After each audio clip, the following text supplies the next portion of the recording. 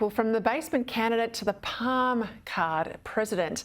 At a White House press conference earlier this week, a press photographer captured the image of Joe Biden's so-called cheat sheet, a typed cue card with a whole lot of pre-prepared responses on the war in Ukraine. It came after that terrible episode of having to mop up comments he made in Poland, where he appeared to call for regime change in Russia.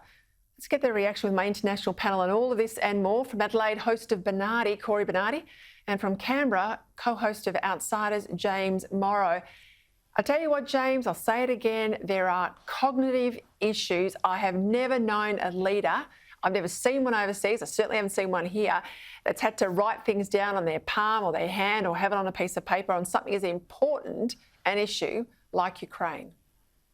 Well, I'll tell you what, Peter, we've been talking about this on this show for at least a year now, about the really obvious cognitive decline here. The point I'd make is that you look at these, note cards and cheat sheets, they're not, aid memoirs for complicated facts or a bunch of figures to have in front of you while you're having a high-level conversation. I can perfectly understand that we all do that from time to time. That's fine. These were pre-typed out answers to different questions, so he would know what to say about very basic things about what's happening in Ukraine, with Russia, with the American position towards Russia. And I'm concerned that this is just very dangerous because we don't even know who's writing these cards, much less what thought is being put into the policy behind them.